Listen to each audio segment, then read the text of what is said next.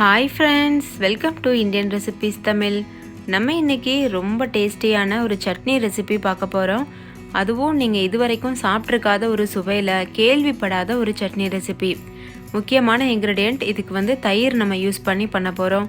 ரொம்ப சிம்பிளான ரொம்ப ஈஸியான ஒரு ரெசிபி, அதே சமயம் ரொம்ப டேஸ்ட்டாக இருக்கும். சப்பாத்தி, பூரி, தோசை, இட்லி இதெல்லாம் கூட வச்சு சாப்பிடும்போது ரொம்ப சுவையாக இருக்கும். ஸோ காய்கறி இல்லை, ரொம்ப அவசரமாக நம்மளுக்கு சட்னி ப்ரிப்பேர் பண்ணணும் அப்படின்னு நினச்சிங்கன்னா கட்டாயம் இந்த ரெசிபி ப்ரிப்பேர் பண்ணுங்கள். ரொம்ப டேஸ்டியாகவும் இருக்கும், காய்கறியும் அந்தளவு தேவைப்படாது. கூடவே இந்த சட்னியை நீங்கள் ஒரு டைம் செஞ்சுட்டு ஃப்ரிட்ஜில் ஸ்டோர் பண்ணி வச்சிங்கன்னா 10 நாள் வரைக்கும் கூட கெட்டு போகாமல் அப்படியே இருக்கும். ஸோ வாங்க ஃப்ரெண்ட்ஸ், இந்த ரெசிபி எப்படி செய்கிறதுன்னு வீடியோக்குள்ளே போய் பார்க்கலாம். வீடியோக்குள்ளே போகிறதுக்கு முன்னாடி உங்கள் எல்லாருக்கிட்டையும் ஒரு அன்பான ரெக்வஸ்ட் இருக்குது.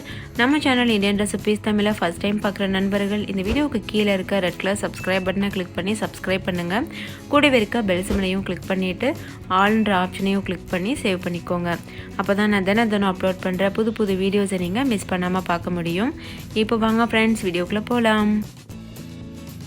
ஃபஸ்ட்டு இந்த ரெசிபி பண்ணுறதுக்கு நல்ல கெட்டியான ஃப்ரெஷ்ஷான புளிக்காத தயிர் எடுத்துக்கோங்க. நான் ஒரு 4 ஸ்பூன் அளவு தயிர் எடுத்து வச்சுருக்கேன். நீங்கள் குறைவான பேருக்கு தான் செய்ய போகிறீங்கன்னா 2 ஸ்பூன் தயிர் கூட போதுமானது. இது கூடவே 1 டேபிள் ஸ்பூன் அளவுக்கு மிளகாத்தூள், காஷ்மீரி மிளகாத்தூள் இருக்குல்ல, அது சேர்த்துக்கோங்க. அது சேர்க்குறதுனால நல்லா கலர்ஃபுல்லாக இருக்கும். ப்ளஸ் சட்னி ரொம்ப காரமாகவும் இருக்காது. கூடவே 2 டேபிள் ஸ்பூன் அளவு மல்லித்தூளும் சேர்த்துட்டு நல்லா மிக்ஸ் பண்ணணும். மல்லித்தூள் சேர்க்குறதுனால சட்னி நல்லா கெட்டியாக கிடைக்கும், அதுக்காக சேர்க்குறோம். இது கூடவே ஒரு அரை டீஸ்பூன் அளவுக்கு மட்டும் கரம் மசாலா சேர்த்துக்கோங்க. கரம் மசாலா நல்ல ஒரு ஃப்ளேவர் கொடுக்கும், அதுக்காக. இப்போது கொஞ்சம் கூட கட்டிகள் இல்லாமல் நல்லா இது போல் மிக்ஸ் பண்ணி எடுத்துக்கோங்க.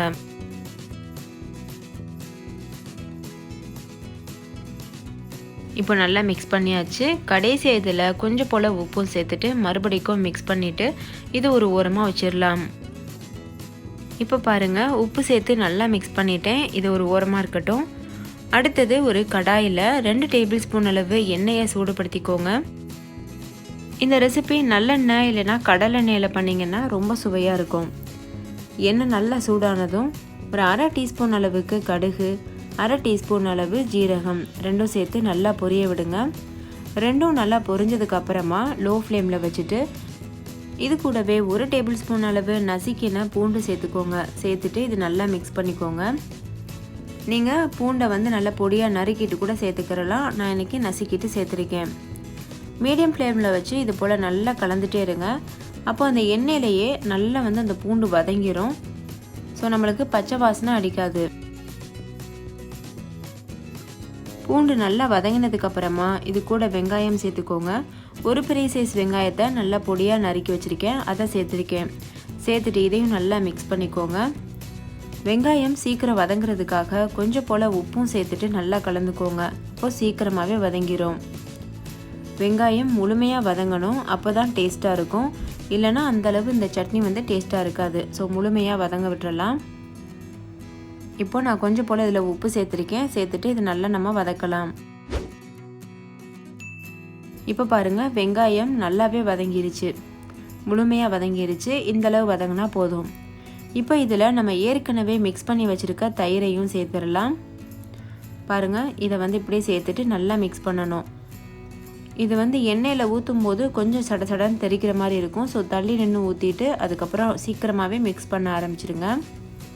பாருங்கள், இந்த மாதிரி. இப்போது கடைசியாக இதில் நம்ம ஏற்கனவே தயிர் கரைச்ச கிண்ணத்தில் கொஞ்சம் போல் தண்ணி ஊற்றி அலசிட்டு அதையும் சேர்த்துக்கோங்க. ரொம்ப தண்ணி சேர்த்துடாதீங்க. நான் ரொம்ப தண்ணி சேர்த்துட்டேன், அதனால் 10 நிமிஷம் இதை கொதிக்க விட வேண்டியது இருந்தது. நீங்கள் கொஞ்சம் போல் தண்ணி மட்டும் சேர்த்துருந்தீங்கன்னா 5 நிமிஷம் கொதிச்சாலே போதும், சட்டுன்னு இந்த ரெசிபி ரெடி ஆயிரும்.